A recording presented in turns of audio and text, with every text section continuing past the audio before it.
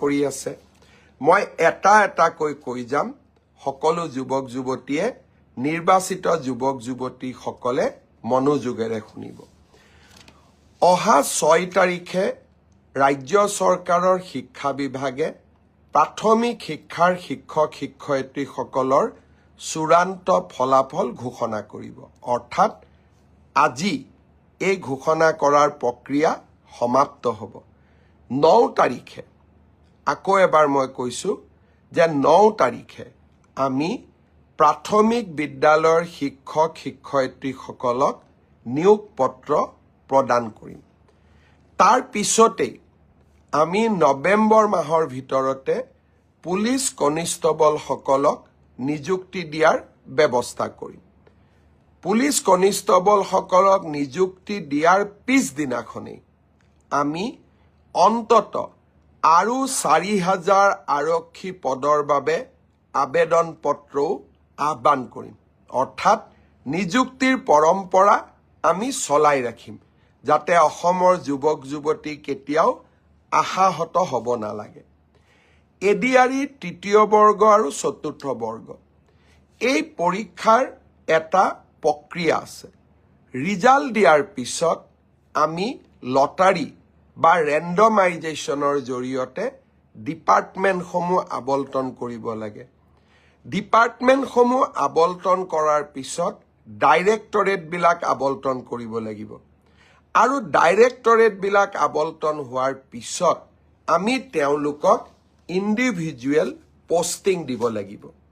এই প্ৰক্ৰিয়াটোত 30টা দিনৰ প্ৰয়োজন হয় মই আগতেই কৈছো যোৱা মাহত আমি কোনেও কাম কৰিব পৰা নাছিলো মই চেষ্টা কৰিছো নৱেম্বৰৰ শেষত নহলে ডিসেম্বৰৰ প্ৰথম ভাগতে এডিআৰইৰ চতুৰ্থ আৰু তৃতীয় বৰ্গৰ আমি নিযুক্তি পত্ৰসমূহ বিতৰণ কৰিম প্ৰক্ৰিয়াটো চলি আছে প্ৰক্ৰিয়াটো চলিব দিয়ক কাৰণ এই প্ৰক্ৰিয়াটো স্বচ্ছ হোৱাৰ প্ৰয়োজনীয়তা আছে ইয়াৰ এইখিনি সময়ৰ মাজতে আমি পোষ্ট গ্ৰেজুৱেট আৰু গ্ৰেজুৱেট টিচাৰৰো নিযুক্তিৰ কাম হাতত লম আপোনালোকে দিয়া অপচন অনুসৰি আপোনালোকক যাতে আমি নিযুক্তি দিব পাৰো তাৰ বাবে শিক্ষা বিভাগে ইতিমধ্যে কাম হাতত লৈছে মই খুব সোনকালে আপোনালোকক নিযুক্তিৰ তাৰিখটো জনাম স্বাস্থ্য বিভাগৰ নিযুক্তিও এই মাহতে আমি প্ৰদান কৰিম চাহ বাগিচাৰ সমাজখনৰ বাবে আমি 3% এইবাৰ চৰকাৰী চাকৰিত আৰক্ষণ কৰিছিলো গোটেই কেটা নিযুক্তি দিয়াৰ পিছত আমি চাহ বাগিচাৰ যুৱক যুৱতীসকলক পৃথকে 3%ত উত্তীৰ্ণ হোৱা যুৱক যুৱতীসকলক নিযুক্তি পত্ৰ প্ৰদান কৰিম অৰ্থাৎ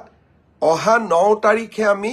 চাহ বাগিচাৰ যুৱক যুৱতীসকলক বাদ দি সকলোকে আমি নিযুক্তি দিম